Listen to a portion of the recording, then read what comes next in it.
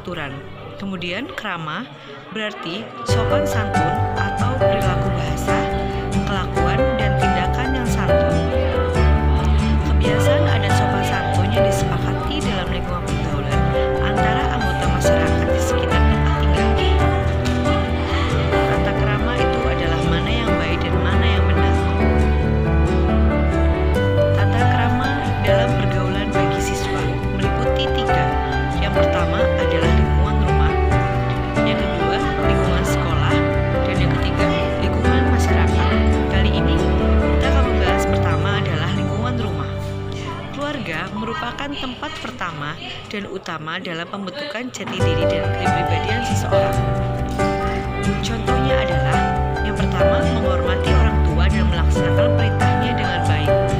Kemudian, bila diajak bicara harus memperhatikan. Kemudian, meminta izin, mengucapkan salam dan meminta maaf ketika kita salah, dan meminta izin ketika kita akan ke sekolah atau kita akan keluar rumah, dan kemudian mengucapkan salam ketika kita masuk rumah dan keluar rumah. Yang kedua adalah lingkungan sekolah. Sekolah merupakan tempat bersosialisasi penting bagi anak dalam lembaga formal yang memiliki aturan yang harus dipatuhi. Contohnya adalah kita sebagai siswa bersikap sopan pada guru dan karyawan, kemudian mengucapkan salam bila bertemu guru, karyawan, dan teman. Kemudian saling menghargai antar teman dan mematuhi tata tertib sekolah. Kemudian yang ketiga adalah lingkungan masyarakat. Pertama, merupakan tempat bertemunya berbagai lapisan masyarakat yang berbeda latar belakang serta budayanya. Contohnya adalah kita mengucapkan salam apabila bertemu dengan orang yang lebih tua, saudara kita, atau teman-teman kita. Kemudian membiasakan mengetuk pintu ketika kita bertamu. Kemudian saling menolong sesama tetangga, menghargai saran dan pendapat orang lain. Kemudian jenis-jenis tata krama. Ada beberapa jenis tata krama yang erat kaitannya dalam kehidupan sehari-hari.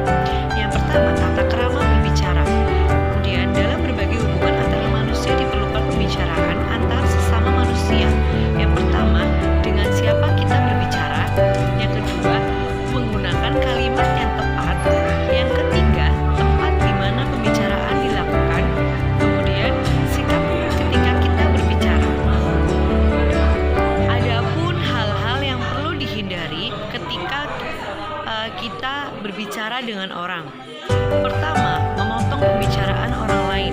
Kedua, menguasai pembicaraan. Kemudian, tidak menatap atau memandang lawan jenis, memandang lawan bicara. Kemudian, tidak menghiraukan pembicaraan teman yang sedang berbicara.